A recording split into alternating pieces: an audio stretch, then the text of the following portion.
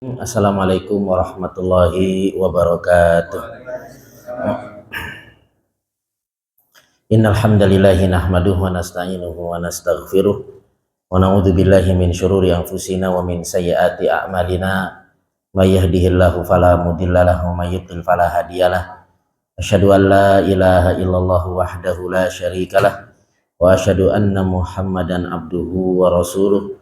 Qala Allah Ta'ala ya ayyuhalladzina amanu taqullaha haqqa tuqatih wa la tamutunna illa wa antum muslimun. Amma ba'd. Para jamaah yang dimuliakan oleh Allah, alhamdulillah kita bersyukur kepada Allah Subhanahu wa taala atas segala limpahan nikmat dan karunia yang Allah Subhanahu wa taala berikan kepada kita.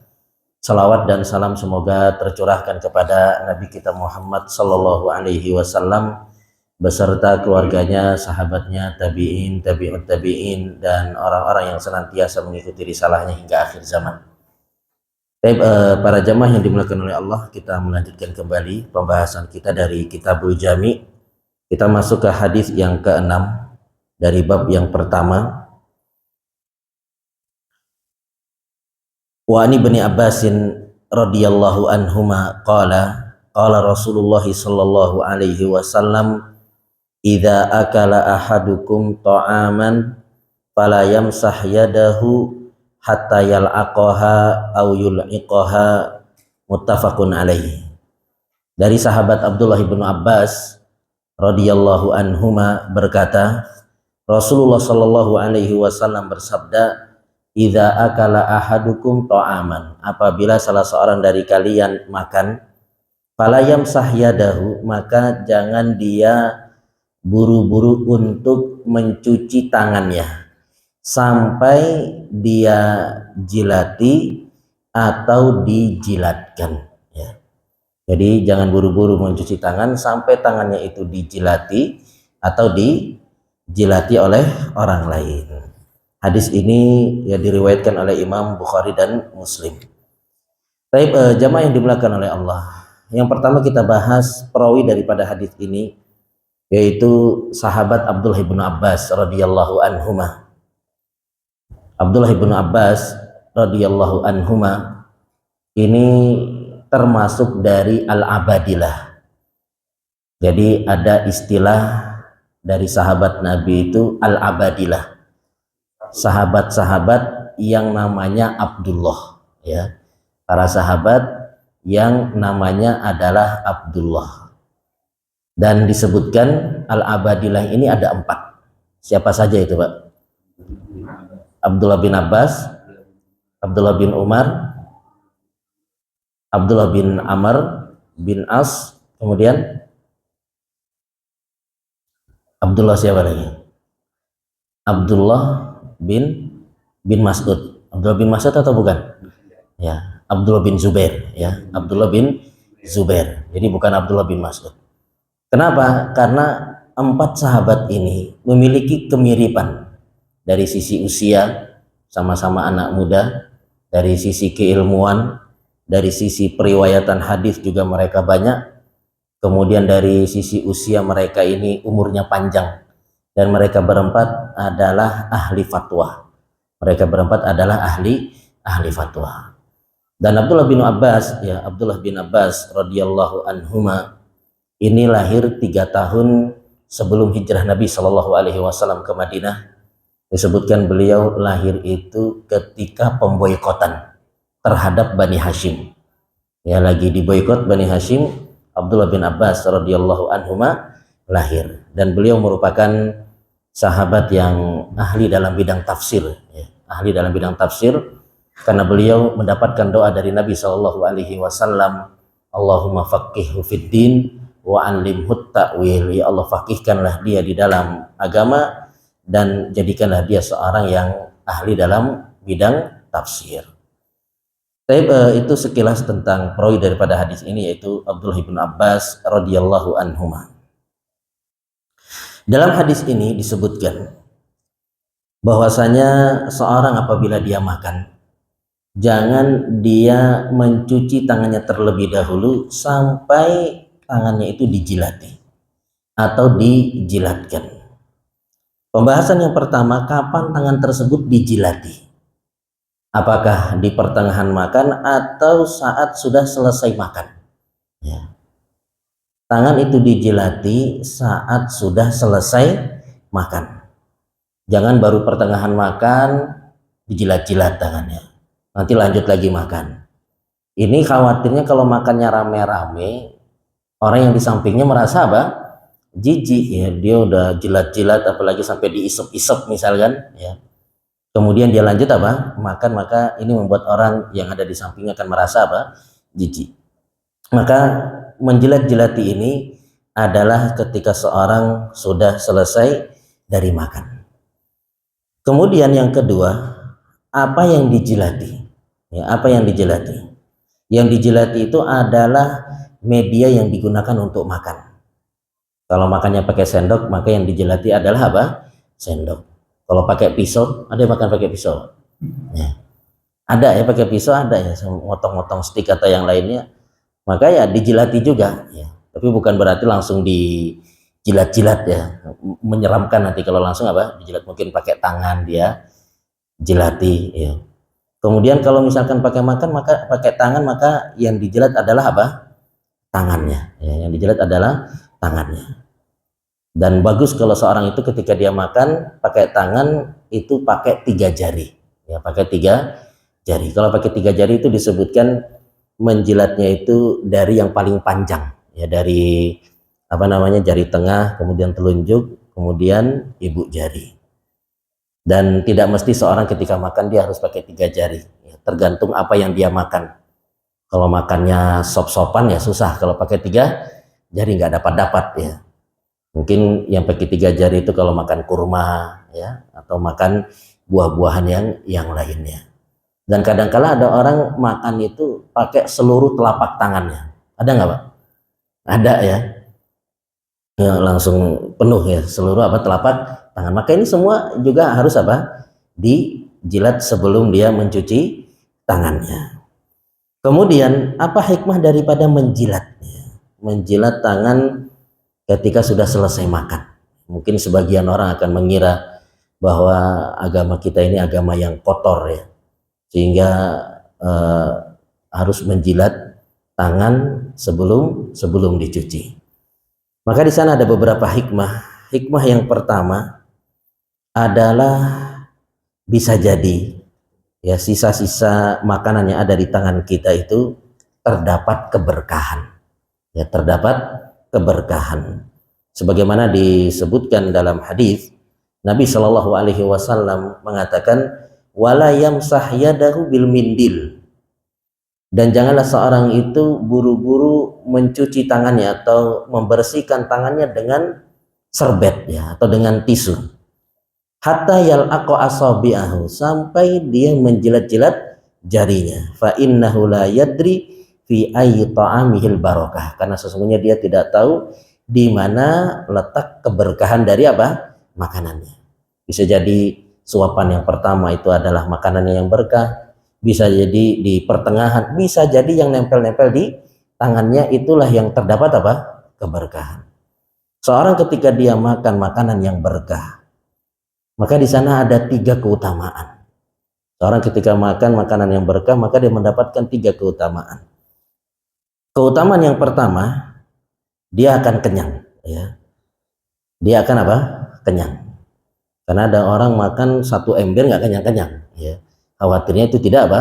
Berkah. Kemudian yang kedua, akan menghindarkan dia dari efek buruk makanan.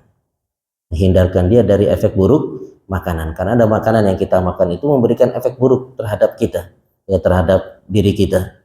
Mungkin makanan itu basi sehingga membuat kita diare ya, sakit perut, atau makanan tersebut ternyata ada racunnya sehingga membuat kita keracunan. Ada kalanya juga makanan itu ya, ketika kita makan kita gatal-gatal ya, itu muka merah, badan merah ya. Maka dengan kita memakan makanan yang berkah, kita akan terhindar dari efek buruk makanan. Kemudian yang ketiga, makanan yang berkah itu akan menguatkan kita dalam beribadah kepada Allah Subhanahu wa Ta'ala ya. Ini 3 keutamaan yang akan didapat oleh seseorang yang memakan makanan yang berkah. Dan makanan yang berkah itu bisa jadi kita dapatkan dari sisa-sisa makanan yang ada di jari-jari kita. Kemudian yang kedua, hikmah dari kita menjilat makanan adalah untuk mengikis kesombongan. Untuk mengikis kesombongan. Karena sebagian orang ketika dia selesai makan, dia harus jilat-jilat makanan. Itu dia merasa ini sudah bukan zamannya, ya. Ini udah bukan anak geng apa namanya? Geng Z ya, macam-macam lah ya. Jadi udah merasa ini bukan zamannya lagi. Jilat-jilat apa? Makanan yang tersisa di jari-jari. Maka dengan dia menjilat-jilat sisa-sisa makanan yang ada di jarinya, itu untuk mengikis kesombongan. Kemudian yang ketiga, hikmahnya adalah untuk menghindarkan diri dari mubadzir, ya. Menghindarkan diri dari mubadzir. Dan kita tahu bahwasanya mubadzir ini dilarang. Allah Subhanahu wa taala berfirman, innal mubadzirina kanu ikhwana syayatin. Sesungguhnya orang-orang yang mubadzir itu adalah saudaranya syaitan. Terutama ya, bukan hanya makanan yang tersisa di jari-jari kita untuk kita habiskan, ya, untuk kita jilati. Juga kita dianjurkan untuk memungut makanan yang jatuh, ya. Memungut makanan yang jatuh. Jadi makanan ketika jatuh, ya, itu bukan langsung kita buang, ya. Ini khawatirnya kita terjatuh kepada orang yang mubadzir. Tapi kita berusaha untuk mengambil, kemudian kita bersihkan. Setelah itu kita apa? Makan. Hal ini sebagaimana yang disebutkan dalam hadis. Nabi Shallallahu Alaihi Wasallam bersabda, "Ida waqa'at luqmatu ahadikum falyakhudha fal yumit maka nabiha min ada wal yakulha wala yada'aha lisyaitan." Apabila makanan salah seorang dari kalian itu jatuh, maka hendaknya untuk dia ambil kembali. Kemudian dia bersihkan kotoran-kotoran yang ada di makanan tersebut. Setelah itu kemudian dia makan. Jangan dia biarkan untuk apa? Syaitan. Jadi kita berusaha ya, ketika makanan jatuh, untuk kita ambil kembali. Kemudian kita bersihkan dan kita apa? Makan. Ini di zaman Nabi Shallallahu Alaihi Wasallam. Kalau makanan itu jatuhnya di atas keramik atau di atas tanah, Pak? Kalau di zaman Nabi, ya, di atas tanah, ya, di atas pasir. Itu saja disuruh untuk bersihkan. Bagaimana di zaman kita yang seringnya makanan itu ketika jatuh ya di atas meja, mejanya bersih, atau di atas lantai, lantainya bersih, ya. Maka lebih pantas bagi kita untuk mengambil kembali makanan yang jatuh tersebut, kemudian kita bersihkan dan kita makan apa? Kembali, supaya kita terhindar dari sifat mubadzir. Kemudian selain itu juga kita berusaha untuk menghabiskan makanan yang ada di piring. Jadi bukan cuma dijilat-jilat ya tangan kita, ya, ketika ada sisa-sisa makanan, tapi kita juga berusaha untuk menghabiskan makanan yang ada di piring. Kalau kita kira kita kurang selera dengan lauknya, kurang selera dengan sayurnya, ya kita ambil secukupnya saja. Jangan kita ngambil semuanya kemudian baru 3 suap langsung kita apa? Tinggalkan. Maka ini adalah mubadzir ya. Maka kita berusaha ngambil sesuai dengan porsi kita. Kalau memang kita bisa menghabiskan 2 piring ya kita makannya apa? Banyak. Tapi kalau biasanya makannya sedikit ya ambil apa? Secukupnya supaya kita tidak mubadzir. Kemudian hikmah yang keempat ya, dari kita menjilat-jilat makanan itu terdapat manfaat kesehatan. Terdapat manfaat kesehatan. Di antara kesehatan yang didapat bagi mereka yang menjilat-jilat makanan adalah pencernaan jadi lancar. Benar nggak Pak? Ya, kalau kita makan pakai tangan itu kan pencernaan jadi apa? Lancar. Kemudian yang kedua disebutkan dari penelitian para dokter, orang yang memakan makanan dengan tangan itu akan mengurangi resiko terkena diabetes. Bisa apa? Mengurangi resiko terkena apa? Diabetes. Ini menurut penelitian para dokter. Kalau seandainya penelitian mereka ini keliru atau salah, apakah kemudian kita nggak jilat-jilat jari kita lagi kalau makan?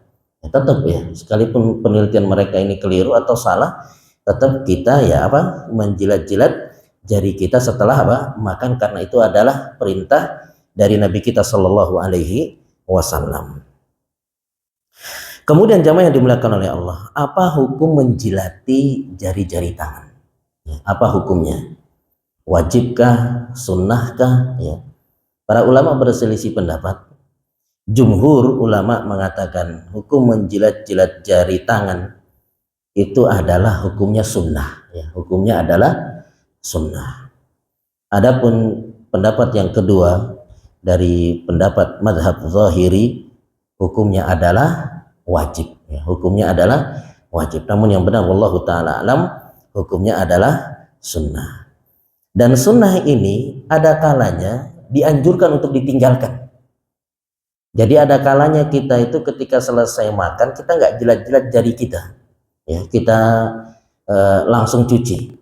Kapan itu kita tinggalkan sunnah ini? Kapan kita meninggalkan sunnah ini? Kita meninggalkan sunnah ini ketika ada maslahat yang lebih besar. Jadi kita boleh meninggalkan sunnah ini, tidak menjilat-jilat jari tangan kita selesai makan ketika ada maslahat yang lebih besar. Apa itu maslahat yang lebih besar? Misalnya kita lagi ingin mendakwahi seseorang agar dia masuk ke dalam agama Islam. Kemudian kita ngajak makan dia di restoran. Ya. Kemudian setelah kita makan, kita langsung cuci tangan kita. Ya. Karena khawatir kalau seandainya kita jilat-jilat jari-jari kita, dan orang yang akan kita dakwah ini adalah orangnya yang terkenal akan kebersihannya. Nanti kalau dilihat kita lihat kita jilat-jilat jari, kok jorok sekali ini orang, ya. Kok jorok sekali agama ini.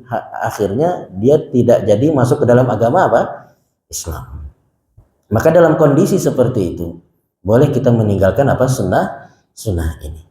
Sebagaimana Nabi kita Shallallahu Alaihi Wasallam pernah meninggalkan untuk membangun Ka'bah sebagaimana mestinya yang dibangun oleh Nabi Ibrahim alaihissalam. Namun diurungkan oleh Nabi Shallallahu Alaihi Wasallam karena khawatir nanti orang-orang yang sudah masuk ke dalam agama Islam itu kembali apa? Murtad. Apa ini Muhammad? Semua dirubah. Agama kita, sembahan kita dirubah. Sekarang Ka'bah juga mau apa? Dirubah. Karena Ka'bah yang dibangun oleh orang-orang Quraisy itu tidak sesuai yang dibangun oleh Nabi Ibrahim alaihissalam. Jadi Ka'bah yang ada sekarang ini, yang sampai saat ini, ya, itu adalah Ka'bah yang dibangun oleh orang-orang Quraisy. Ka'bah yang dibangun oleh orang-orang Quraisy. Ya. Kenapa mereka membangun Ka'bah seperti itu? Ya, tidak sebagaimana yang dibangun oleh Nabi Ibrahim alaihissalam. Karena mereka ketika membangun Ka'bah atau merenovasi Ka'bah kehabisan dana. Karena mereka mensyaratkan untuk renovasi Ka'bah itu dananya harus dari yang halal. Namun kemudian mereka kehabisan dana. Ya. Jadi Ka'bah yang dibangun oleh Nabi Ibrahim itu bentuknya tidak kotak, tapi bentuknya apa? Seperti huruf D. Ya. Bentuknya seperti huruf D. Kemudian orang-orang Quraisy ketika membangun Ka'bah kehabisan dana, sehingga mereka buat Ka'bah itu kotak, kemudian lengkungan ya atau setengah lingkaran dari huruf D itu dibangun cuma apa? Setengah pinggang saja ya, atau ya sebahu, untuk sebagai tanda kalau ini bagian daripada apa? Ka'bah. Nah, Nabi Shallallahu Alaihi Wasallam punya keinginan untuk merenovasi Ka'bah dibangun sebagaimana yang dibangun oleh Nabi Ibrahim alaihissalam, tapi diurungkan oleh Nabi Shallallahu Alaihi Wasallam karena khawatir orang-orang yang sudah masuk ke dalam agama Islam itu kembali apa? Murtad, gara-gara mungkin ya, karena tidak semua orang itu paham sejarah. Ini apa ini Muhammad ini? Semua apa? Dirubah. Sembahan mereka sudah dirubah. Sekarang Ka'bah yang mereka agungkan, yang mereka muliakan, itu juga apa? Dirubah oleh Nabi kita Shallallahu Alaihi Wasallam. Sebenarnya Ka'bah ini sudah direnovasi, dikembalikan sebagaimana yang dibangun oleh Nabi Ibrahim alaihissalam. Kalau tidak salah yang merubahnya itu siapa? Abdullah bin Zubair, ya, Abdullah bin Zubair, atas saran dari Aisyah radhiyallahu anha mengabarkan kalau Nabi Shallallahu alaihi wasallam punya keinginan ya untuk merenovasi Ka'bah, maka direnovasi oleh Abdullah bin Zubair. Namun kemudian ketika datang khalifah yang berikutnya, ya, atas saran dari Hajjaj bin Yusuf kalau tidak salah, dia datang kepada khalifah ini, Ka'bah ini tidak sebagaimana yang dibangun oleh Nabi Ibrahim. Ka'bah bukan seperti ini, ya. Akhirnya dirobohkan lagi, dibuat sebagaimana yang dibangun oleh orang-orang Quraisy. Kemudian datang khalifah berikutnya, kalau tidak salah Harun ar-Rasyid, ingin mengembalikan Ka'bah sebagaimana yang dibangun oleh Nabi Ibrahim, namun tidak diizinkan sama Imam Malik. Ya. Imam Malik rahimahullah ta'ala mengatakan tidak usah, ya, karena saya khawatir Ka'bah ini akan menjadi permainan para penguasa. Ganti penguasa, ganti model apa? Ka'bah. Ganti penguasa, ganti lagi model Ka'bah. Maka sampai sekarang, ya, itu adalah Ka'bah yang dibangun oleh orang-orang Quraisy. Tapi jamaah yang dimuliakan oleh Allah.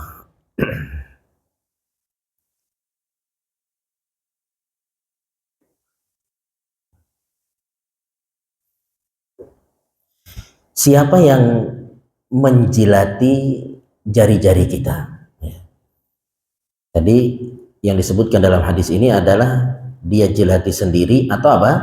Dijilatkan. Siapa yang menjilati jari-jari kita? Teman kita atau istri kita? Ya. Yang menjilati adalah orang-orang yang terdekat dengan kita, ya, seperti istri atau orang tua terhadap anaknya, ya, atau anak ya kepada orang tuanya, ya. Jadi bukan kepada sesama teman, khawatirnya nanti ada yang salah paham, ya. Ini jangan-jangan ya jeruk makan jeruk, ya, seperti itu. Jadi yang menjilati adalah orang-orang yang terdekat dengan kita seperti ya pasangan hidup kita. Justru ketika kita mempraktekkan hadis ini ya kepada keluarga kita, terutama kepada istri kita, akan tumbuh ya benih-benih apa? Cinta, akan semakin apa? Romantis. Kemudian jamaah yang dimuliakan oleh Allah, bagaimana ketika seorang itu dia meninggalkan sunnah ini karena ketidaksukaannya, ya. Karena ketidaksukaannya dengan sunnah ini, menganggap ini jorok, ya, sudah tidak sejalan lagi dengan zaman sekarang. Maka kalau seorang dia meninggalkan sunnah ini karena merasa ini adalah sunnah yang jorok atau ajaran yang tidak sejalan lagi dengan zaman sekarang ini, maka khawatirnya keislamannya itu berkurang. Karena Nabi Shallallahu Alaihi Wasallam mengatakan, man rohiba an sunnati falaisa minni. Siapa yang membenci sunnahku, maka dia tidak termasuk dari golonganku. Kalau seandainya ditinggalkan bukan karena kebenciannya atau yang lainnya, maka mungkin masih dimaafkan. Tapi kalau misalkan dia meninggalkan karena benci, ya, tidak suka, tidak sejalan lagi dengan zaman sekarang, maka khawatir ya keislamannya itu apa? Berkurang. Tapi penjelasan yang terakhir, ya, pembahasan yang terakhir terkait dengan hadis ini adalah hendaknya seorang dia memperhatikan adab ketika makan. Jadi adab ketika makan itu ada adab sebelum makan, ada adab setelah apa? Makan. Di antara adab makan ya adalah dengan memotong kuku, ya. Jadi kalau kukunya panjang hendaknya untuk dipotong. Karena terdapat anjuran ya seorang ketika selesai makan dia menjilat-jilat jarinya. Nah, kalau kukunya panjang kemudian hitam-hitam, ya, ini istri kita suruh jilat merasa takut, ya. Itu ada apa itu, bah? Kok hitam-hitam, ya. Jadi anjurannya adalah supaya kita memotong ya kuku kita sebelum kita makan. Kemudian yang kedua adalah mencuci tangan sebelum dan sesudah makan.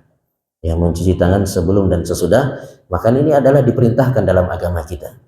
Di antara dalilnya yang memerintahkan kita untuk mencuci tangan sebelum makan adalah hadis Aisyah radhiyallahu anha, anna Rasul sallallahu alaihi wasallam kana idza arada ayyanam wa huwa junubun tawadda'a wudu'ahu lis-shalah. Adalah Nabi sallallahu alaihi wasallam ketika akan tidur dan dalam kondisi junub, maka Nabi Shallallahu Alaihi Wasallam berwudu seperti wudu akan apa? Salat. Ini pelajaran ya bagi kita, kalau misalkan kita sebelum tidur dalam kondisi junub, maka ketika kita hendak tidur ya kita apa? Berwudu ya, berwudu terlebih dahulu untuk mengurangi hadas kita. Mengurangi hadas kita dengan kita berwudu. Kemudian kata Nabi Shallallahu Alaihi Wasallam atau kata Aisyah radhiyallahu anha, wa idza arada ayyakul ghasala yadayhi, dan ketika beliau hendak makan maka beliau mencuci apa? Kedua tangannya. Ya, ini dalil yang menunjukkan kepada kita bahwa ketika kita akan makan hendaknya cuci tangan terlebih dahulu. Adapun dalil ya kita mencuci tangan setelah makan adalah hadis Nabi Shallallahu Alaihi Wasallam bersabda, man nama wa fi yadihi rihu ghamrin fa asabahu syai' fala yalumanna illa nafsah, rawahu Abu Dawud. Barang siapa yang tidur dan di tangannya itu masih ada bau-bau lemak daging ya, kemudian terjadi sesuatu pada tangannya, maka jangan dia mencela kecuali dirinya sendiri. Ya, bisa jadi ketika dia tidur tangannya itu masih bau daging, masih bau rendang, ada tikus ya, cium-cium, gigit-gigit ya, sehingga dia sakit ya, maka jangan dia mencela kecuali dirinya sendiri. Ini anjuran ya, ketika kita selesai makan maka kita mencuci tangan kita sampai bersih. Ini penjelasan ringkas dari hadis yang pertama. Hadis yang selanjutnya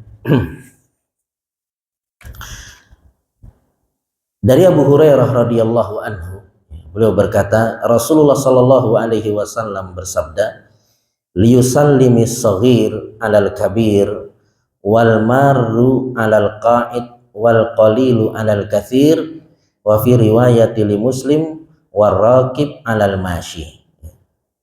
Dari Abu Hurairah, semoga Allah Subhanahu wa taala meridhoinya, berkata, Rasulullah Shallallahu Alaihi Wasallam bersabda, liyusallimis saghir alal kabir, hendaknya yang kecil mengucapkan salam kepada yang besar, wal marru alal qa'id, yang lewat kepada yang duduk, wal qalil alal kathir, yang sedikit kepada yang banyak, dan dalam riwayat Muslim war raqib alal mashi, yang berkendara mengucapkan salam kepada yang berjalan. Hadis ini menjelaskan kepada kita adab-adab dalam mengucapkan salam. Yang pertama ya, adalah yang kecil kepada yang besar. Adab yang pertama adalah yang kecil kepada yang besar. Siapa yang dimaksud dengan kecil dalam hadis ini? Kecil usianya atau kecil kedudukannya? Kecil usianya atau kedudukannya, Pak? Ya. Seandainya antum punya bos muda, antum sudah tua, mana yang ngucapin salam duluan? Karyawan atau bos yang ngucapin salam? Ya. Atau jenderal ya, komandan sama prajurit? Komandannya masih muda, prajuritnya sudah apa? Tua. Itu siapa yang ngucapin salam kalau seperti itu, Pak? Ya. Komandan atau prajuritnya? Prajuritnya udah tua ya, sudah senior. Tapi komandannya masih apa? Masih muda. Mungkin nggak seperti itu? Mungkin ya. Ya, karena naik pangkat itu bukan cuma karena usia, tapi ya ada faktor lain, sehingga komandannya masih muda ya, kemudian prajuritnya sudah tua. Nah, ini kalau ketemu, mana yang ngucapin salam duluan? Ya, komandannya atau prajuritnya yang ngucapin salam? Ya. Mana yang dimaksudnya dengan kecil dalam hadis ini? Disebutkan yang dimaksud dengan kecil dalam hadis ini adalah kecil dalam sisi usia, bukan dari sisi apa? Kedudukan. Sehingga seharusnya ketika komandannya itu muda, prajuritnya tua, maka komandannya lah yang lebih dulu mengucapkan apa? Salam. Kenapa? Karena orang tua itu lebih berhak untuk dihormati. Ya, dalam hadis Nabi Shallallahu Alaihi Wasallam bersabda, laisa minna man lam yuwaqqir kabirana wala yarham shaghirana. Bukan termasuk dari golongan kami yang tidak menghormati yang tua dan tidak menyayangi yang kecil. Kenapa yang tua harus dihormati? Kenapa yang tua harus dihormati? Ya, dari sisi usia. Karena yang tua ini biasanya lebih banyak sholatnya daripada yang muda. Ya.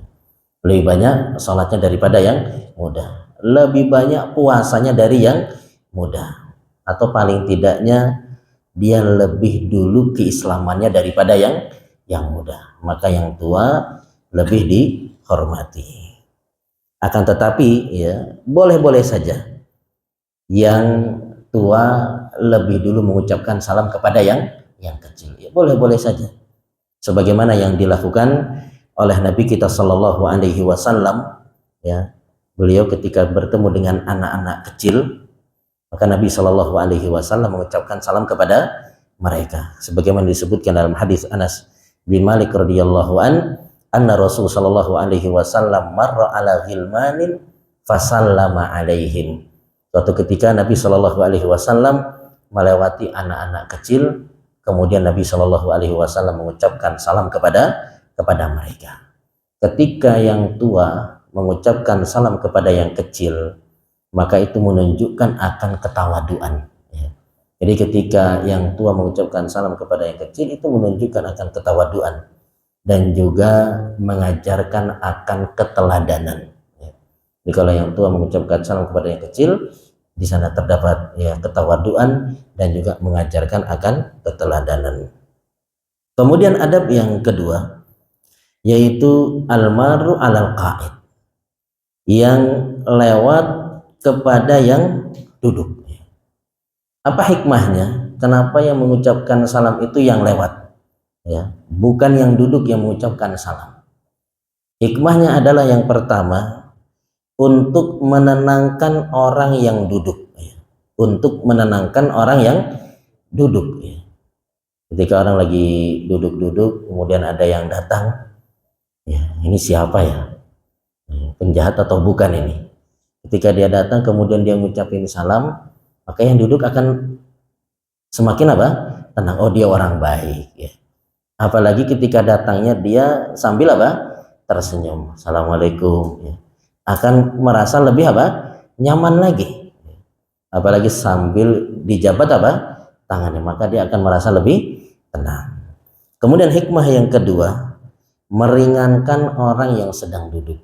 Ketika yang salam itu adalah yang lewat, maka ini akan meringankan orang yang sedang duduk. Tapi kalau dia yang harus salam, ya Assalamualaikum, Assalamualaikum setiap ada yang lewat, khawatirnya dia nggak jadi makan gorengannya, karena harus mengucapkan salam kepada setiap orang yang lewat.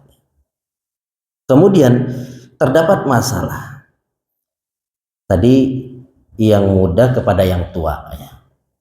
Sekarang bila kondisinya ya, yang muda itu duduk, kemudian yang lewat orang tua, paham nggak Pak masalahnya? Ya. Yang lagi duduk-duduk adalah anak muda, yang lewat orang tua. Mana yang ucapin salam Pak? Yang muda kepada yang tua atau yang lewat kepada yang duduk? Masalahnya yang lewat ini orang tua, yang lagi duduk-duduk anak muda. Mana yang ngucapin salam? Ya. Ya. Yang muda atau yang lewat? Ya. Yang ngucapin salam adalah yang lewat. Ya. Jadi yang ngucapin salam adalah yang lewat, sekalipun dia apa? Lebih tua. Jadi kalau kondisinya ya dia lewat, maka sekalipun dia tua, dia mengucapkan salam kepada anak-anak yang lebih muda. Kemudian adab yang ketiga, al-qalil alal katsir, yang sedikit kepada yang banyak, ya. Yang sedikit kepada yang banyak. Kenapa yang sedikit ini yang mengucapkan salam kepada yang banyak? Karena yang banyak jumlahnya itu lebih berhak daripada yang sedikit apa? Jumlahnya. Dan di dalam agama kita yang jumlahnya lebih banyak itu lebih baik daripada yang jumlahnya memang sedikit. Di dalam agama kita yang jumlahnya banyak itu lebih baik daripada yang sedikit. Contohnya di dalam sholat. Ya. Orang yang sholatnya berjamaah sama orang yang sholatnya sendiri, mana yang lebih baik, Pak? Yang sholatnya secara apa? Berjamaah. Bandingannya 27 ya. Yang sholat sendiri dapat 1, yang berjamaah dapat 27. Kemudian kapan lagi yang banyak itu lebih baik daripada yang sendiri, yang sedikit? Yaitu ketika makan. Mana yang lebih baik? Makan berjamaah atau makan sendiri-sendiri? Mana yang lebih baik, Pak? Berjamaah atau sendiri-sendiri? Yang lebih baik adalah secara berjamaah. Sebagaimana disebutkan dalam hadis, Nabi Shallallahu Alaihi Wasallam bersabda, "Ta'amul wahid yakfil itsnain." Ya, makanan untuk sendiri itu cukup untuk dimakan berdua. Wa ta'amul itsnain, jatah makan untuk berdua, yakfi arba'ah, cukup untuk 4 orang. Ya. Jadi kalau misalkan kita di rumah ya gaji pas-pasan tapi orang rumah nggak kenyang-kenyang ya, maka coba praktekkan hadis ini, makannya rame-rame, suami sama istri satu piring berdua ya, maka jatah satu itu cukup untuk apa? Berdua. Tapi kalau makannya sendiri-sendiri, ya nasi gorengnya sebungkus istrinya sendiri, suaminya sebungkus apa? Sendiri, ya boros, benar nggak Pak? Habis cepat uangnya. Tapi kalau satu berdua, ya itu sudah lebih apa? Sudah lebih cukup, karena ini adalah sabda Nabi Shallallahu Alaihi Wasallam. Kemudian adab yang keempat, ar-raqib alal masyi, yang berkendara mengucapkan salam kepada yang jalan. Yang berkendara mengucapkan salam kepada yang jalan. Apa hikmahnya? Kenapa yang mengucapkan salam adalah yang berkendara? Hikmahnya adalah untuk melatih rendah hati. Untuk melatih rendah hati. Karena seorang ketika dia berada di atas kendaraan, terlebih kendaraannya itu kendaraan yang mewah, akan muncul rasa apa? Sombong dalam dirinya.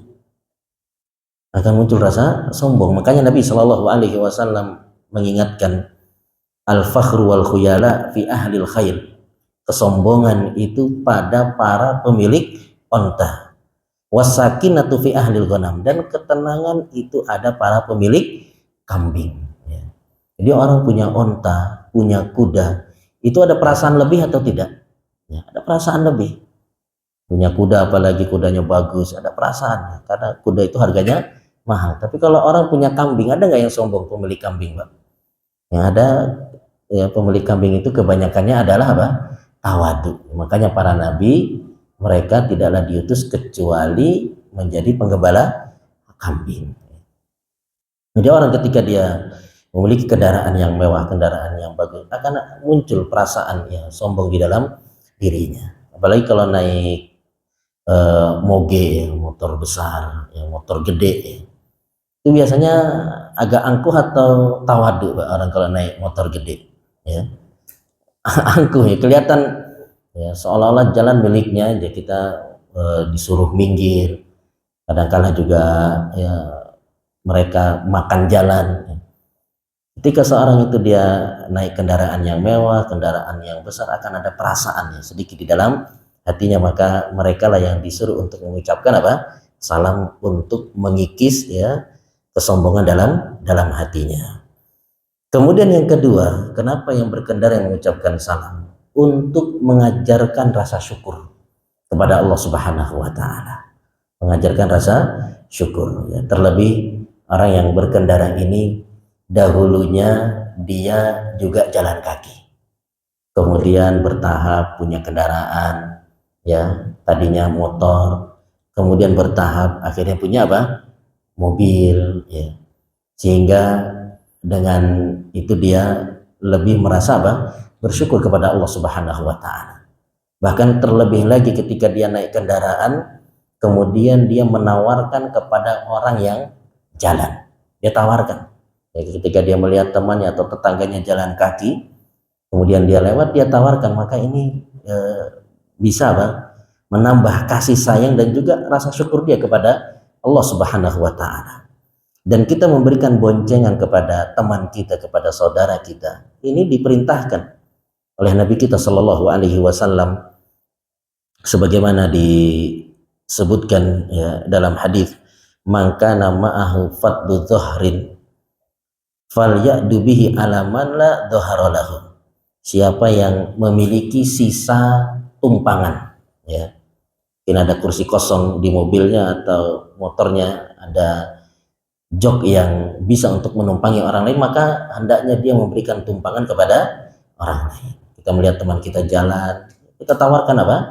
Tumpangan. Apalagi kita tahu kebiasaan dia ini naik angkot misalkan, kita tawarkan, ya, kita antarkan dia ke tujuannya. Ini dianjurkan dalam agama kita. Kemudian yang ketiga, ya, hikmah dari yang berkendara mengucapkan salam kepada yang berjalan adalah untuk menumbuhkan rasa kasih sayang, menumbuhkan keakraban, dan menghilangkan rasa suudzon.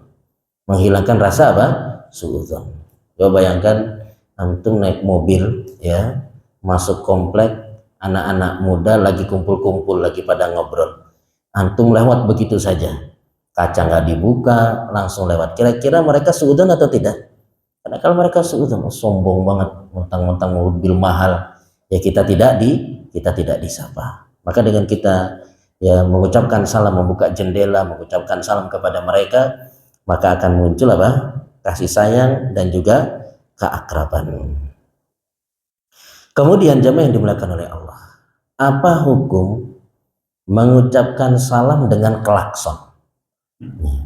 Biasanya kalau naik motor, tin, ya, atau naik mobil, ya, kita cuma sekedar pakai apa? Klakson. Boleh atau tidak itu, Pak? Mengucapkan salam pakai apa? Klakson. Boleh atau tidak? Kalau seandainya memungkinkan untuk mengucapkan salam, kita ucapkan salam, ya. Tapi kalau tidak memungkinkan, ya, karena bisa membahayakan, harus buka kaca mobil, yang sana juga buka kaca mobil, assalamualaikum, ya, ini akan membahayakan, ya, maka kita cukup dengan klakson tapi sambil mengucapkan salam, ya, assalamualaikum, meskipun dia tidak dengar. Dan orang yang diklakson, dia mengucapkan apa? Waalaikumsalam. Kalau dia paham, ya, kalau dia paham, maka dia mengucapkan apa? Salam. Jadi bukan hanya sekedar klakson saja. Begitu juga ketika naik motor, teman kita jauh, kemudian kita klakson, ya, maka sambil kita mengucapkan apa? Salam. Jadi bukan hanya sekedar apa? Klakson saja, tapi juga hendaknya kita mengucapkan salam. Tapi jamaah yang dimuliakan oleh Allah, hadis yang berikutnya masih tentang salam, ya, adab dalam salam, yaitu hadis dari Ali bin Abi Thalib radhiyallahu anhu. Beliau berkata, Rasulullah sallallahu alaihi wasallam bersabda, yujzi'u anil jamaah idza marru an yusallima ahaduhum wa yujzi'u anil jamaah an yarudda ahaduhum. Dari Ali bin Abi Thalib radhiyallahu anhu, ya, beliau berkata, Rasulullah sallallahu alaihi wasallam bersabda, cukuplah bagi sekelompok orang jika melewati sekelompok lainnya agar salah seorang dari kelompok yang lewat tersebut memberikan salam. Jadi kalau lewat rame-rame, cukup satu orang atau sebagian saja yang mengucapkan apa? Salam. Dan cukup satu orang dari kelompok yang lain, ya, yang dilewati untuk membalas salam tersebut. Kalau kita juga rame-rame, maka cukup sebagian yang menjawab apa? Salam. Apa hukum mengucapkan salam dan apa hukum menjawab salam? Apa hukum mengucapkan salam dan apa hukum menjawab salam? Mengucapkan salam itu hukumnya apa? Ya, sunnah atau wajib? Ya, hukumnya adalah sunnah. Adapun menjawab salam, hukumnya wajib atau sunnah? Ya, wajib. Wajibnya fardu ain atau fardu kifayah? Ya, fardu kifayah atau fardu ain? Kalau banyak, maka hukumnya adalah fardu apa? Kifayah. Tapi kalau kita cuma seorang diri, maka hukumnya adalah fardu ain. Ya. Fardu ain itu apa? Wajib bagi setiap individu Adapun fardu kifayah itu adalah bila sudah ada yang menjalankan maka gugur kewajiban bagi yang lain. Jadi salam itu atau menjawab salam hukumnya ada dua. Ya, bisa fardu ain, bisa fardu kifayah. Kalau kita sendiri maka hukumnya fardu ain. Kalau kita rame-rame maka hukumnya adalah fardu kifayah. Jadi cukup ya sebagian sudah menjawab maka gugur kewajiban bagi yang lain.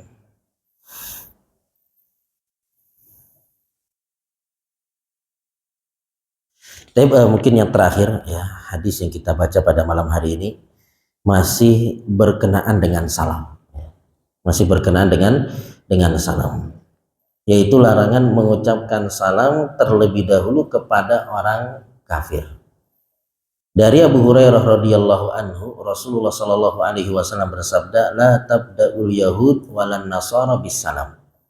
Janganlah kalian ya terlebih dahulu mengucapkan salam kepada orang-orang Yahudi dan Nasrani. Jadi jangan kita yang lebih dahulu mengucapkan salam kepada mereka. Fa idza laqitum ahaduhum fi tariqin fattarruhu ila adyaqihi. Apabila kalian berjumpa dengan salah seorang dari mereka di jalan, maka jadikanlah mereka di jalan yang paling sempit. Artinya kalau kita berjumpa dengan mereka di jalan, jangan kita yang ngalah, kita yang mepet-mepet tembok, dia yang jalannya nyaman, luas. Tapi kita yang pepet dia supaya dia jalan di jalan yang sempit. Tapi hadis ini yang pertama adalah larangan kita mengucapkan salam terlebih dahulu kepada orang-orang kafir, terutama kepada orang-orang Yahudi dan Nasrani. Kenapa kita tidak boleh mengucapkan salam terlebih dahulu kepada mereka? Yang pertama adalah karena Rasul kita melarang. Ya, kenapa kita tidak mengucapkan terlebih dahulu salam kepada mereka? Karena Rasul kita yang melarang, la tabda'ul yahud walan nasara bis salam. Jangan kalian lebih dahulu mengucapkan salam kepada orang-orang Yahudi dan Nasrani. Kemudian alasan yang kedua kenapa kita tidak boleh mengucapkan salam kepada mereka adalah karena salam itu terkandung doa di dalamnya. Assalamualaikum, semoga keselamatan tercurah kepada kalian. Jadi kalau kita mendoakan orang ketika kita mengucapkan salam kepada dia, ya, terutama misalkan kepada orang muslim, kita mengucapkan assalamualaikum, semoga keselamatan tercurahkan kepada engkau. Ini keselamatan di mana Pak? Dunia dan akhirat atau dunia saja? Ya, dunia dan akhirat. Kalau kita ucapkan salam kepada orang Yahudi dan Nasrani, ya, apakah mereka pantas untuk mendapatkan keselamatan? Paham Pak ya? Jadi mereka ini tidak pantas untuk mendapatkan keselamatan karena mereka kufur kepada Allah dan juga kepada Rasulullah Shallallahu Alaihi Wasallam, maka mereka tidak pantas untuk mendapatkan keselamatan. Kemudian yang ketiga adalah karena salam itu merupakan penghormatan. Ya, salam itu merupakan penghormatan. Dan mereka ini tidak layak untuk mendapatkan penghormatan.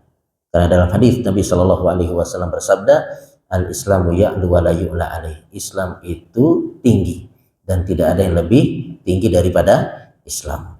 Kemudian yang keempat, karena salam itu tujuannya adalah untuk menumbuhkan cinta. Ya, dengan kita saling mengucapkan salam, maka akan tumbuh benih-benih cinta dalam diri kita, ya, kepada saudara kita. Makanya Nabi Shallallahu Alaihi Wasallam mengatakan, la tadkhulul jannah hatta tu'minu, wa la tu'minu hatta tahabbu. Kalian tidak akan masuk surga sampai kalian beriman, dan keimanan kalian tidak akan sempurna sampai kalian saling mencintai. Awala adullukum ala syai'in idza fa'altumu tahabbtum. Maukah aku tunjukkan kepada kalian yang apabila kalian kerjakan akan muncul cinta di antara kalian. Afsus salam bainakum, sebarkanlah salam di antara kalian. Dengan kita saling mengucapkan salam itu akan muncul benih-benih cinta. Maka kalau kita mengucapkan salam kepada Yahudi dan Nasrani, ya khawatirnya kita akan cinta kepada mereka. Boleh nggak kita cinta sama orang Yahudi dan Nasrani? Boleh atau tidak kita cinta kepada mereka? Ya. Kita nggak boleh cinta kepada mereka. Dalilnya apa? Kita nggak boleh cinta kepada orang-orang Yahudi dan Nasrani. Dalilnya apa? Ya, dalam surat yang sempat populer ya ayatnya di negeri kita. Ayat apa itu? Al-Maidah ayat 51 ya. Allah Subhanahu wa taala berfirman, la ya ayyuhalladzina amanu la tattakhidul yahud wan nasara awliya. Wahai orang-orang yang beriman, janganlah engkau jadikan orang-orang Yahudi dan Nasrani itu sebagai apa? Kekasih. Jadi dengan kita mengucapkan salam itu bisa muncul rasa apa? Perasaan cinta. Dan ini dilarang kita mencintai apa? Mereka. Tapi kalau berbuat baik kepada mereka, kita dianjurkan, kita diperintahkan, tapi untuk cinta maka kita apa? Dilarang. Karena Nabi Shallallahu Alaihi Wasallam mengatakan almar'u ma'aman ahab. Seorang itu dia akan dikumpulkan bersama orang-orang yang dia apa? Cintai. Kalau kita cinta sama orang kafir, kita akan dikumpulkan nanti pada hari kiamat dengan orang-orang apa? Kafir. Dan banyak ya orang-orang itu yang mereka cinta sama orang-orang kafir. Maka kita ajarkan anak kita supaya mereka tidak cinta kepada orang-orang kafir. Karena dari cinta itu nanti akan berusaha untuk apa? Menirukan mereka. Yang meniru apa? Mereka, potongan rambutnya, cara berpakaiannya. Bahkan banyak daripada remaja-remaja muslimah ketika mengidolakan ya para pemain bola atau artis, penyanyi, itu sampai ditunggu-tunggu semalaman di bandara. Benar nggak Pak? Ditunggu-tunggu ketika artisnya turun dari pesawat, langsung bersorak, langsung bahagia, bahkan bangga ketika harus berfoto dengan artisnya. Padahal Nabi Shallallahu Alaihi Wasallam sudah mengingatkan almar'u ma'aman ahad. Seorang itu dia akan dikumpulkan bersama orang yang dia cintai. Inilah diantara alasan ya, kenapa kita tidak boleh memulai mengucapkan apa? Salam kepada orang-orang Yahudi dan Nasrani. Ada permasalahan. Bagaimana dengan salamnya Nabi Ibrahim alaihissalam kepada ayahnya? Ya, yaitu yang disebutkan dalam surat Maryam ayat yang ke-47. Qala salamun alaik. Ya. Nabi Ibrahim alaihissalam mengucapkan apa? Salam kepada ayahnya. Qala salamun alaik. Ya. Keselamatan untuk engkau wahai ayahku. Kira-kira gimana cara jawab kita, Pak? Ya, cara jawab kita gimana? Kalau ada orang yang mengatakan, ya, ini buktinya dalam Al-Quran ini. Allah Subhanahu wa taala mengatakan bahwa Nabi Ibrahim mengucapkan apa? Salam kepada ayahnya. Kira-kira mana yang harus kita jatuhkan? Ayat Al-Qur'an atau hadis Nabi? Ya, hadis atau Al-Qur'an? Ya. Yang harus kita kalahkan hadisnya. Berarti boleh dong kita ngucapin salam. Boleh dong. Berarti hukumnya mengucapin salam ini boleh atau haram? Ya. Haram atau boleh? Terjadi perselisihan di antara ulama. Ada yang mengatakan hukumnya adalah apa? Haram. Kita memulai mengucapkan apa? Salam. Ya. Hukum memulai mengucapkan salam itu hukumnya adalah apa? Haram. Meskipun ada yang mengatakan hukumnya adalah makruh. Sekarang bagaimana di dalam Al-Quran Nabi Ibrahim mengucapkan apa? Salam. Apa jawabannya, Pak? Kira-kira apa?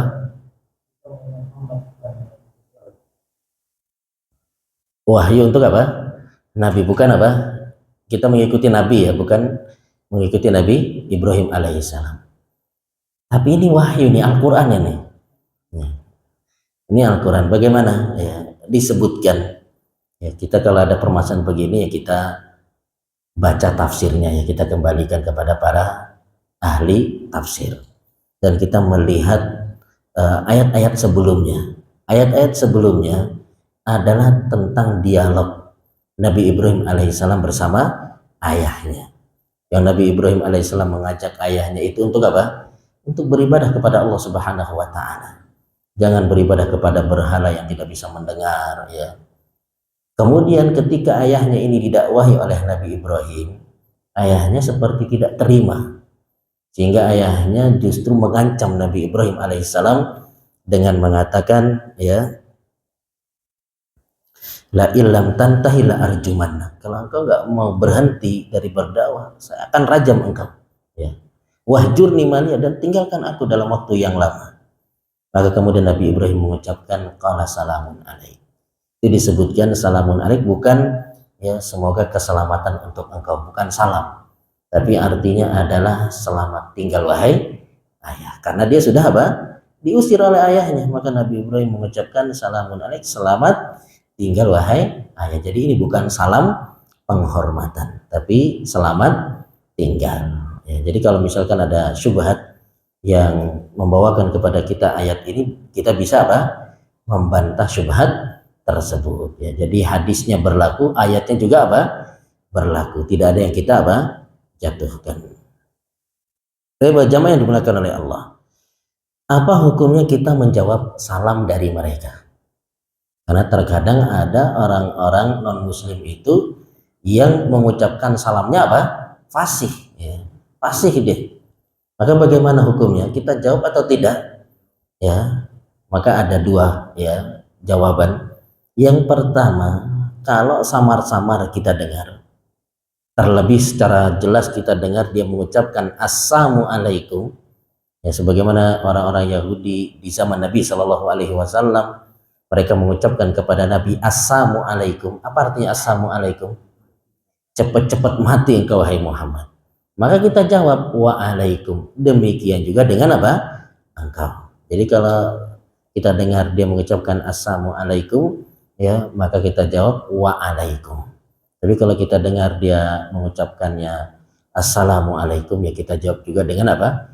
Waalaikumsalam. Ya, meskipun untuk hati-hatinya kita menjawab cukup dengan waalaikum. Ya demikian juga dengan engkau. Kemudian poin yang kedua dari hadis ini adalah fa idza laqitum ahaduhum fi tariqin fattarru ila adyaqihi. Apabila kalian menjumpai mereka di jalan, maka pepetlah dia, ya sempitkanlah apa?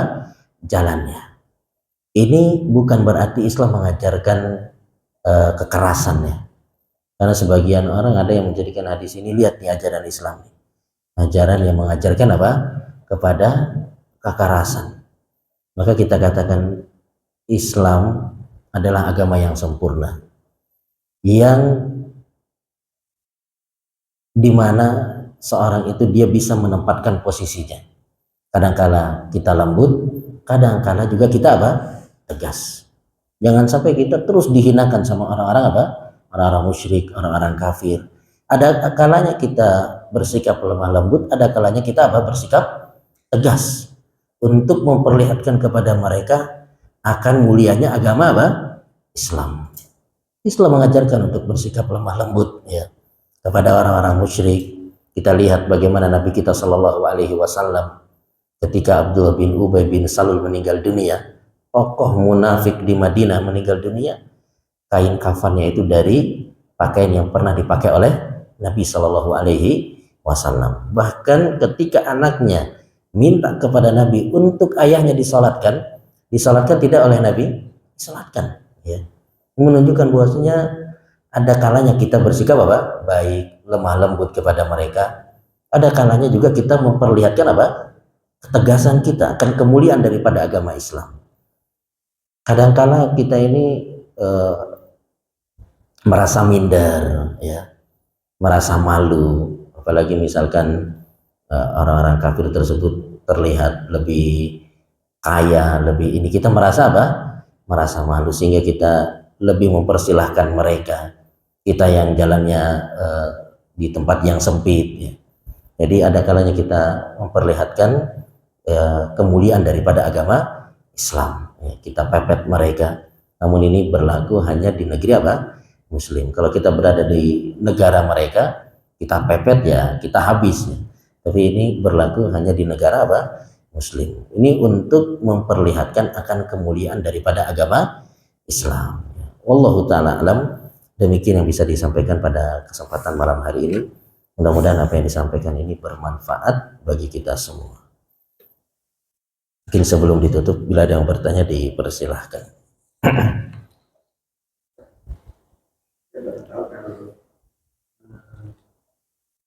bisa mengganti salam gitu ya. Karena yang sering saya jalan sih jalan lingkungan ya, lingkungan jadi Pak tidak membahayakan kalau dia harus menggunakan dan salam. Seringnya kakaknya adalah buka klakson gitu kan. Saya kan nggak hafal itu loh. Mobil siapa kecuali beberapa orang apalah gitu ya. Banyak yang hafal gitu kan. Dia ngelakson, saya diam aja gitu ya. Saya pikir siapa ini? Nggak tahu. Apakah dia betul-betul musik gitu ya. Tadi saya jawab komplit tapi ternyata musik kan juga nggak bagus gitu. Jadi biasanya saya diemin. Karena ya itu tadi seringnya nggak buka kaca, klakson gitu kan. Padahal kan buka kaca sedikit nih, assalamualaikum kan bisa.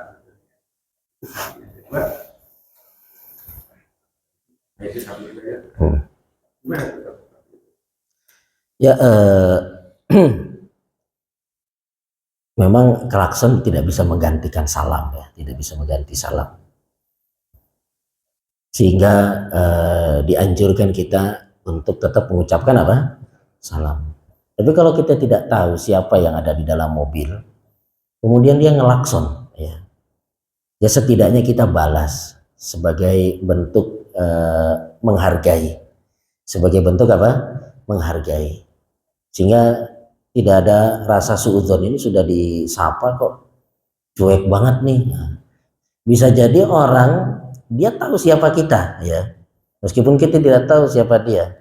Oh sombong banget nih bapak ini, yang misalkan seperti itu, sudah disapa tapi tidak balas apa? Menyapa ya. Jadi meskipun kita tidak tahu ya siapa orang yang ada di dalam mobil, kalau dia klakson ya sebagai bentuk saling menyapa ya, saling tegur, maka kita juga hendaknya membunyikan klakson kalau memang itu penting ya, kalau itu memang dianggap bisa menghargai apa orang tersebut. Tapi klakson kita kalau misalkan kenceng ganggu orang ya, apalagi bunyinya telelot nggak usah dibunyikan ya. Saya jalan saya jalan kan nggak mungkin. Oh jalan. Saya jalan gitu. Oh kirain sama-sama naik mobil. Naik mobil gitu kan, karena nggak buka karena itu klakson. Saya jalan. Ya. Ya kalau misalkan kita jalan ya bisa ya, kita sambil melambaikan tangan ya, melambaikan tangan. Seperti itu. Wallahu taala alam. Salam untuk laki-laki ke perempuan. Salam kepada laki-laki sama perempuan. Ya. Wallahu taala alam. Ya. Tinggal dilihat tadi ya adab-adabnya, yang tua siapa, yang muda siapa, yang duduk siapa, seperti itu. Kalau misalkan yang muda, yang wanita, ya berarti yang ngucapin salam laki-laki. Kalau yang tuanya perempuan, berarti dia mengucapkan apa? Salam kepada yang laki-laki. Dan mengucapkan salam kepada wanita ini ada aturannya ya. Kalau misalkan tidak ada fitnah, maka kita boleh mengucapkan salam. Tapi kalau misalkan di sana bisa ada fitnah ya, seperti misalkan ibu-ibu janda lagi duduk-duduk kita ngucapin salam ya, kemudian di sana bisa ada fitnah, maka lebih baik kita tidak mengucapkan apa? Salam. Karena bisa khawatir bisa muncul apa? Fitnah. Masya Allah bapak itu perhatian sekali sama saya ya, jadi bisa muncul apa? Fitnah. Maka kalau misalkan bisa mendatangkan fitnah, maka tidak mengapa kita tidak mengucapkan apa? Salam, karena khawatir akan ada mudarat yang lebih apa? Besar ya. Seperti itu. Wallahu taala alam. Pernah mendengar perempuan tidak boleh bersalam kepada laki-laki. Wallahu alam, saya belum dapat ya pendapat yang demikian atau dalil yang melarang wanita mengucapkan salam kepada laki-laki ya. Wallahu taala alam. Ini kalau ada jawaban insyaallah nanti akan Anda sampaikan insyaallah.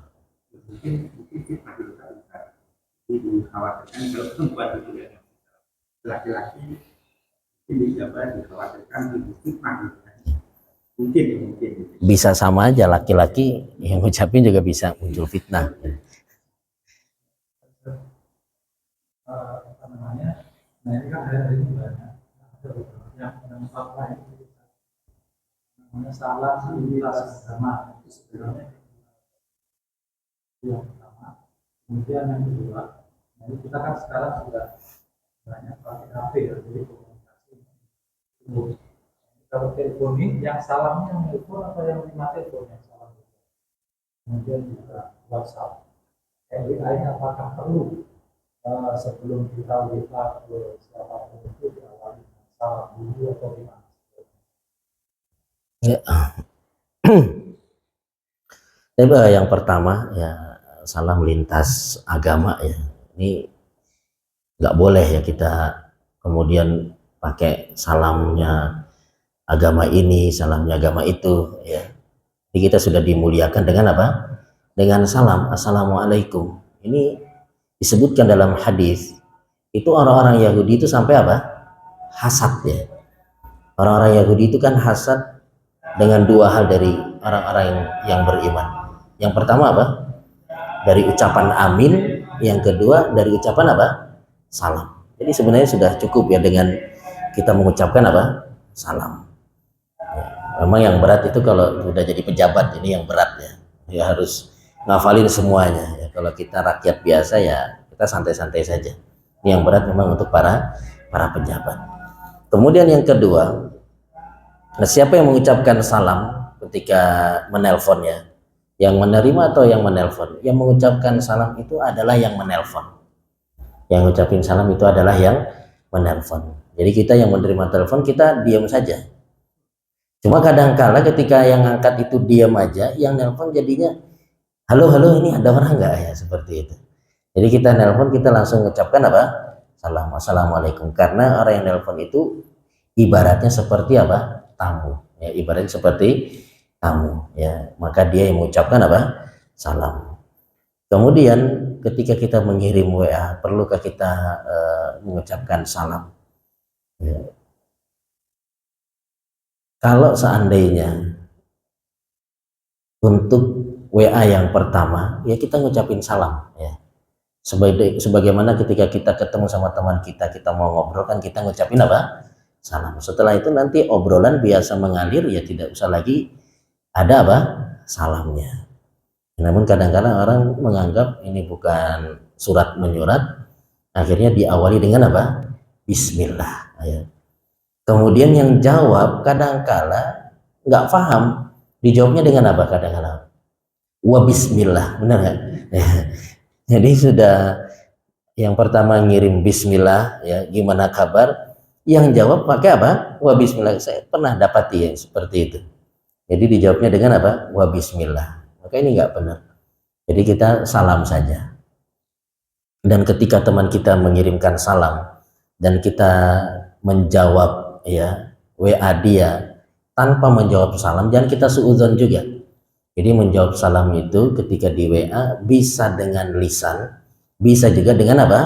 Tulisan. Jadi ketika teman kita kirim assalamualaikum warahmatullah ya, maka kita jawab bisa dengan apa? Bisa dengan lisan, waalaikumsalam warahmatullah ya. Bisa juga dengan apa? Tulisan. Karena kadang-kala ada teman kita, bahkan Ustadz, kita kirim WA assalamualaikum, Ustadz gimana kabar? Cuma dijawab alhamdulillah. Salam kita tidak apa? Dijawab. Maka kita jangan suudzon, Ustadz kok nggak jawab salam? Padahal kan jawab salam hukumnya apa? Wajib. Ya. Bisa jadi dia sudah jawab dengan apa? Dengan lisan. Dan kalau kita kirim WA, salamnya pakai stiker, ya, itu hendaknya kita juga sambil mengucapkan salam ya. Assalamualaikum. Kadang-kadang kan sekarang sudah canggih, ya, langsung pencet stiker langsung apa? Lengkap. Assalamualaikum warahmatullahi wabarakatuh. Jadi kirim WA hendaknya juga dengan kita mengawali dengan salam. Kemudian terkait dengan salam ini, ya, terdapat ayat dalam Al-Quran, wa idza huyitum bi tahiyyatin fahayyu bi ahsana minha aw rudduha. apabila ada orang yang memberikan penghormatan kepada kalian, maka jawablah penghormatan tersebut dengan apa? Dengan yang lebih baik ya. Fahayyu bi ahsana minha, jawablah dengan yang lebih baik atau yang serupa. Jadi kalau misalkan ada teman ngucapin salam assalamualaikum, maka kita jawab dengan apa? Waalaikumsalam warahmatullah, atau dengan waalaikumsalam. Assalamualaikum warahmatullah, kita jawab dengan waalaikumsalam warahmatullah atau waalaikumsalam warahmatullahi wabarakatuh. Kalau teman kita ngucapin salam assalamualaikum warahmatullahi wabarakatuh, kita jawabnya apa? Waalaikumsalam warahmatullahi wabarakatuh. Ada tambahan atau tidak? Ya. Biasanya ada tambahan nggak kalau orang-orang, Pak? Biasanya ada tambahan. Tambahannya apa? Waalaikumsalam warahmatullahi wabarakatuh wa maghfiratuh. Pernah dengar nggak seperti itu? Atau baca nggak pernah juga? Ya. Jadi ada orang yang kasih tambahan Waalaikumsalam warahmatullahi wabarakatuh wa maghfiratuh. Maka ini tidak benar ya. Salam yang terbaik adalah salam yang diajarkan oleh Nabi Shallallahu Alaihi Wasallam, yang cuma cukup sampai apa? Wabarakatuh. Maka tidak perlu kita kasih tambahan ya, dengan tambahan wa maghfiratuh ya, wallahu ta'ala alam.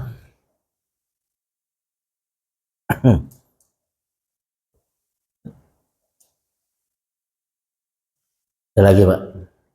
Cukup ya? Nah, tapi ini yang dulu ya. pertanyaan apa kan materi yang kemarin. Tapi nanya waktu itu saya mau nanya tapi masih aneh. Mau nanya kan gini, waktu itu mengatakan kurban itu dibagi atas 3 bagian, sepertiga untuk mengorban, sepertiga untuk disimpan, sepertiga untuk dihadiahkan. Tapi nanya lagi ini, yang disimpan itu, yang menyimpan itu kan pengorbannya berarti. Itu nanti untuk siapa?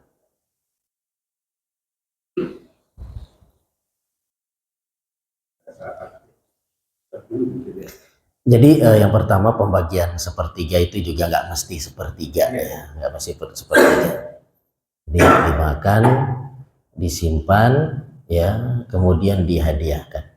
Ya disimpan itu artinya ya untuk pengkurban. Disimpan itu maksudnya kan nggak mungkin dia langsung makan semuanya, ya. Maka disimpan ya untuk dimakan di hari-hari yang lain. Seperti itu ya, jadi yang mau makan adalah si pengkurban. Bisa juga disimpan kemudian nanti suatu hari dimasak, dia makan, dia juga bagikan kepada yang lain. Seperti itu. Allahu ta'ala alam. Makanya ada istilah hari-hari tasyrik ya. Hari tasyrik itu dinamakan hari tasyrik karena mereka menyimpan makanan dengan cara apa? Dengan cara dijemur ya. Tasyrik dengan cara dijemur. Kalau sekarang ini kan di freezer. Ya, kalau di itu untuk supaya makanan awet dengan cara dijemur. Kemudian ya yang makan ya dia si pengkurban. Wallahu ta'ala. Contoh ini Pak. Di Muhammadiyah itu ada yang namanya lasis. Dia ada pengorban yang dimasukkan ke lasis. Sama lasis itu dia dibuat ini kaleng. Jadi rendang tapi di kaleng. Saya pernah terima karena saudara saya ada yang di lasis. Kasih itu, saya dikasih 2. Yang saya tanyakan kayak gini Pak. Pada saat motongnya memang pada saat hari tasyrik. Kemudian dibuat dendeng yang seperti Pak Ustadz bilang tadi yang disimpan itu, apa dia disimpan memang, tapi disimpan oleh relasi. Kemudian dipakai untuk ketika pas ada bencana atau ada apa dia dikirim. Gimana Pak Ustadz? Tapi saya ngasihkan itu setelah lewat hari tasyriknya gitu loh. Ya. Tidak mengapa ya, karena kurban itu yang dilihat adalah darahnya, penyembelihannya pada saat hari raya Idul Adha atau sampai terakhir dari hari tasyrik. Nanti dagingnya mau dikemanakan, mau ditahan dulu ya sampai nanti ada bencana, maka itu tidak mengapa. Itu tidak Mengapa? Karena yang dilihat adalah kapan waktu penyembelihannya. Adapun nanti pembagiannya mau kapan dibagikan, maka itu terserah ya, itu terserah, maksudnya waktunya luas ya, waktunya apa? Luas. Wallahu taala alam. Terima kasih. Baik, mungkin ya, demikian yang bisa disampaikan pada kesempatan malam hari ini. Mudah-mudahan apa yang disampaikan ini bermanfaat bagi kita semua. Kurang lebihnya mohon maaf. Kita akhiri dengan doa kafaratul majelis. Subhanakallahumma bihamdik, asyhadu an la ilaha illa anta astaghfiruka wa atubu ilaik. Wassalamualaikum warahmatullahi wabarakatuh.